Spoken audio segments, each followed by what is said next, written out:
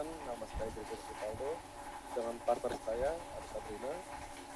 Mohon izin untuk mempresentasikan hasil tugas dari ujian tengah semester kami dengan mata kuliah proposal bisnis yang membahas platform third party logistik atau 3PL yang berbasis teknologi yang memanfaatkan Internet of Things atau IoT serta kecerdasan buatan atau AI.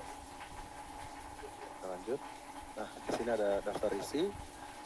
Itu pertama kita bahas adalah latar belakang. Terus yang kedua ada BMC atau Business Model Canvas. Baru yang ketiga ada analisis 5 kekuatan porter. Keempat ada analisis SWOT, ya, kompetitor. Yang keenam ada perbandingan pesaing. Oke, di sini latar belakang dan deskripsi di bisnis. Dalam era digital saat ini, industri logistik menghadapi tantangan yang semakin kompleks, termasuk kebutuhan untuk meningkatkan efisiensi operasional, mengurangi biaya, dan memberikan layanan pelanggan yang lebih baik. Perusahaan logistik tradisional sering terjebak dalam proses manual dan tidak efisien, yang mengakibatkan keterlambatan pengiriman dan biaya operasional yang tinggi. Lalu yang kedua, ada ide bisnis ini adalah untuk mengembangkan sebuah platform third party logistik atau 3PL berbasis teknologi yang memanfaatkan Internet of Things atau IoT, kecerdasan buatan atau AI, serta teknologi blockchain. Platform ini akan menyediakan solusi terintegrasi untuk manajemen armada, pelacakan pengiriman secara real time, optimasi rute, serta analisis data untuk meningkatkan efisien operasional rantai pasok. Oke, selanjutnya ada bisnis model canvas. Jadi yang pertama, saya akan menjelaskan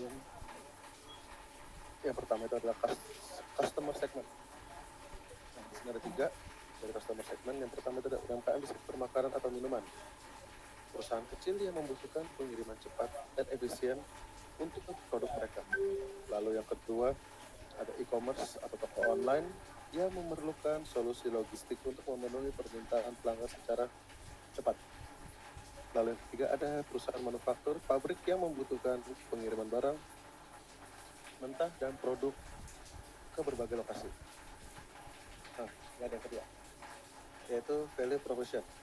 Yang pertama itu ada pelacakan real time, penggunaan sensor IoT dan GPS untuk memberikan informasi terkini tentang lokasi kendaraan dan kondisi pengiriman. Lalu yang kedua ada optimasi rute, algoritma AI yang menganalisis data lalu lintas, cuaca, dan faktor lain untuk merekomendasikan rute tercepat dan paling hemat biaya. Lalu yang ketiga ada sustainability, laporan emisi karbon dari setiap pengiriman serta rekomendasi untuk mengurangi jejak lingkungan. Lalu yang ketiga ada channel. Nah, di sini isi dari channel sendiri ada aplikasi mobile dan dashboard web antar muka pengguna yang intuitif untuk memudahkan pelanggan dalam memantau pengiriman mereka. Kemitraan dengan platform e-commerce, integrasi langsung platform seperti Shopee atau Tokopedia untuk mempermudah proses pengiriman bagi penjual. Lalu yang ketiga ada sales team penjualan yang aktif menjangkau klaster industri di daerah perkotaan besar seperti Jakarta, Surabaya, dan Medan. Nah, yang keempat ada customer relationship, layanan pelanggan 24/7, chatbot berbasis AI untuk memberikan respon instan terkait status pengiriman atau pertanyaan umum lainnya. Terus ada program loyalitas, di sini ada diskon atau insentif bagi pelanggan setia atau mereka yang mencapai target pengiriman ramah lingkungan. Lalu yang ketiga ada workshop pelatihan yang menyediakan pelatihan penggunaan platform bagi mitra logistik tradisional agar mereka dapat beradaptasi dengan teknologi baru. Lalu yang kelima ada revenue stream. Yang pertama ada biaya berlangganan bulanan, pelanggan membayar setiap bulan. Jadi pelanggan membayar biaya tetap berdasarkan jumlah truk atau volume pengiriman. Lalu yang kedua ada komisi dari pengiriman. Setiap transaksi pengiriman akan dikenakan komisi tertentu sebagai bagian dari biaya layanan. Lalu yang ketiga ada layanan premium, menawarkan analisis prediktif perawatan kendaraan serta konsultasi efisiensi logistik kepada pelanggan. Lalu yang keenam ada key resource. Yang pertama ada teknologi, pengembangan platform digital menggunakan teknologi AI, IoT, device, serta server cloud untuk penyimpanan data. Lalu yang kedua ada infrastruktur fisik, gudang strategis di lokasi-lokasi penting untuk mendukung operasi logistik. Lalu yang ketiga ada sumber daya manusia. Tim terdiri dari data scientist, insinyur, perangkat lunak, serta tenaga ahli di bidang logistik. Lalu yang ketujuh ada key activities. Pengembangan teknologi, mengembangkan algoritma optimasi rute serta sistem pemantauan armada berbasis IoT.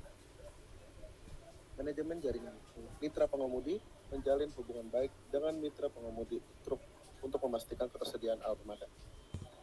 Lalu yang terakhir ada pemeliharaan keamanan cyber, melindungi data pelanggan dan transaksi dari ancaman cyber. Lalu selanjutnya ada key partnership. Perusahaan IoT bekerja sama dengan penyedia teknologi IoT seperti Telkomsel untuk memastikan konektivitas jaringan yang stabil. Lalu bekerja sama juga dengan penyedia BBM seperti Pertamina atau Shell untuk integrasi data konsumsi bahan bakar serta program diskon bagi mitra pengemudi. Lalu yang terakhir ada Universitas Teknologi, bekerja sama dengan institusi pendidikan tinggi seperti ITB, UI untuk riset bersama dalam bidang teknologi otonom. Lalu ada code structure, pengembangan teknologi yang nilainya 40% untuk biaya terkait pengembangan platform digital dan pemeliharaan sistem.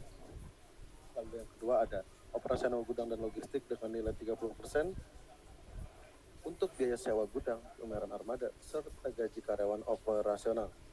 Lalu yang ketiga ada marketing dan akuisisi pelanggan yang sebesar 20% untuk biaya promosi iklan digital serta penyelenggara acara pemasaran. Lalu yang terakhir ada lisensi software dan keamanan data yang sebesar 10%. Biaya lisensi perangkat lunak serta investasi dalam keamanan cyber. Oke, dari saya itu saja. Silakan dilanjut oleh partner saya.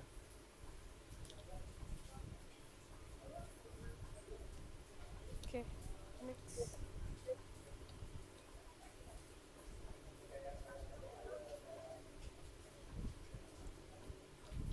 Halo, tes. Boleh di next. Oke, sorry. Oke, izin melanjutkan. Kita adalah sekarang itu mengenai analisis 5 kekuatan Porter, yang dimana ada beberapa aspek dan juga analisis dari setiap aspeknya. Aspek yang pertama adalah ancaman pendatang baru, yang dimana industri logistik digital dengan integrasi teknologi seperti IoT, AI, dan pelaporan emisi karbon memiliki hambatan masuk yang cukup tinggi.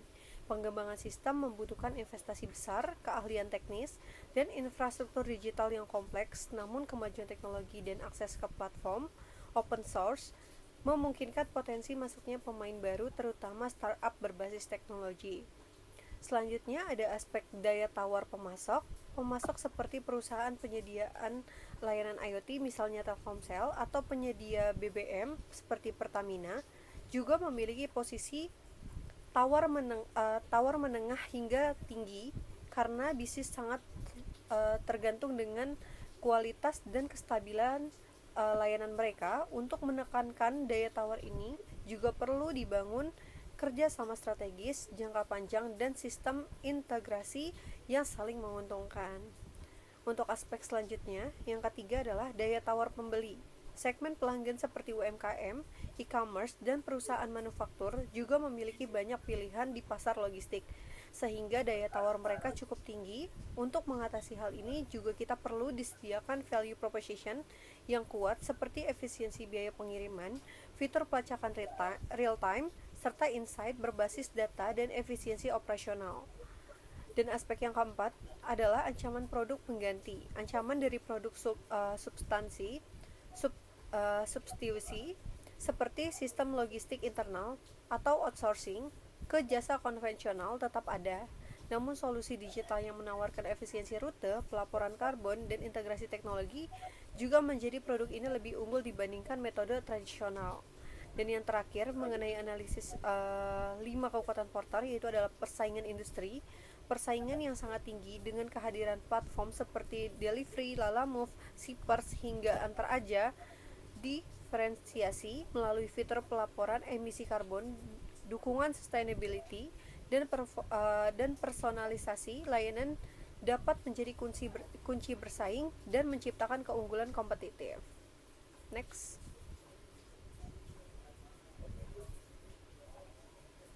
Nah, selanjutnya ada analisis SWOT yang dimana pertama itu adalah strength, yang dimana integrasi teknologi canggih seperti IoT dan AI juga mendukung pelacakan optimasi rutin secara real time. Fitur pelaporan emisi karbon dan rekomendasi sustainability yang belum banyak ditawarkan ke kompetitor. Dalam kekuatan platform kita juga memberikan layanan pelanggan 24/7 dengan chatbot AI dan program loyalitas yang memperkuat retensi pelanggan. Yaitu dari kekuatan kita juga memiliki kelemahan yang dimana kita membutuhkan modal yang tinggi untuk pengembangan teknologi dan infrastruktur awal. Juga ketergantungan terhadap mitra strategis seperti perusahaan IoT dan juga BBM. Kompleksitas sistem juga membutuhkan tenaga ahli di bidang data dan juga logistik. Adapun peluang opportunity yang dimana kita dapat meningkatkan tren digitalisasi di sektor logistik terutama pasca pandemi. Selanjutnya juga ada kesadaran terhadap isu lingkungan mendorong permintaan layanan yang mendukung sustainability, juga dukungan dari pemerintah terhadap UMKM dan startup yang berbasis teknologi.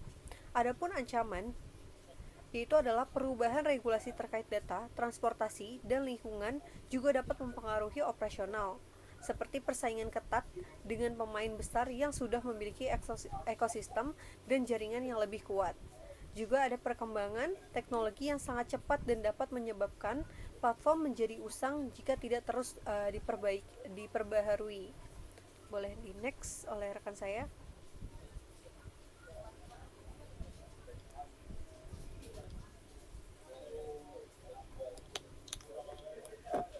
Sudah kelihatan? Sudah. Boleh dilanjut.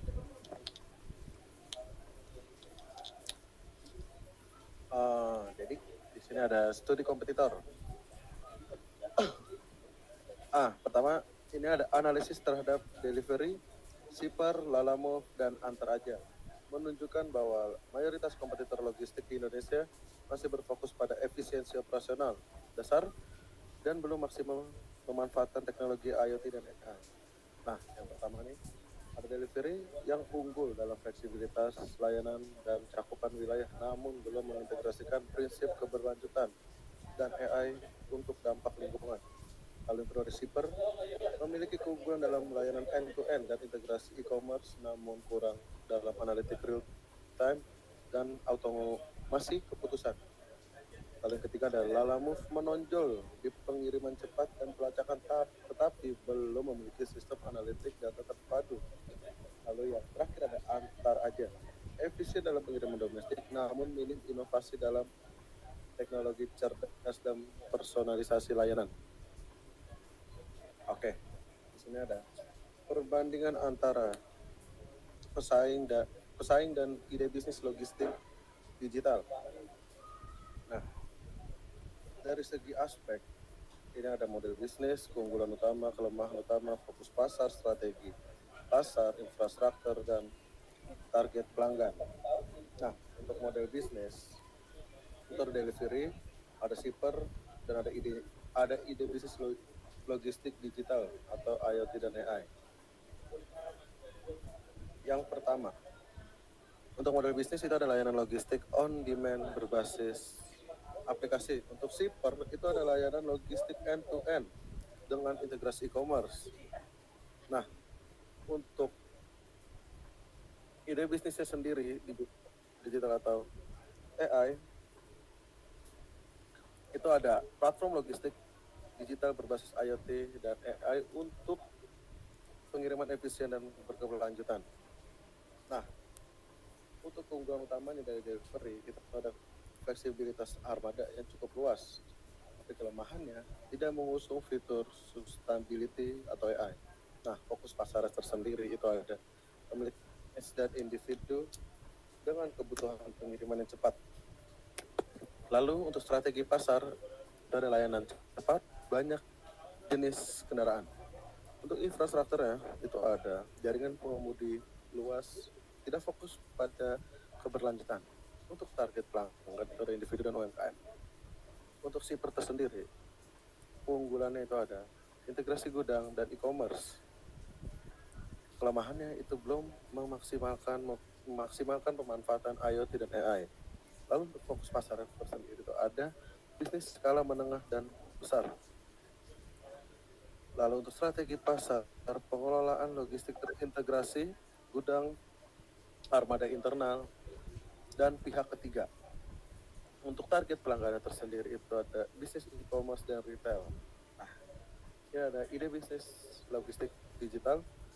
Untuk keunggulannya, analitik berbasis AI dan laporan emisi berbasis IoT. Kelemahannya, itu pengembangan teknologi awal memerlukan investasi yang sangat besar. Fokus pasarnya tersendiri itu ada perusahaan dan bisnis yang peduli dengan efisiensi dan sustainability.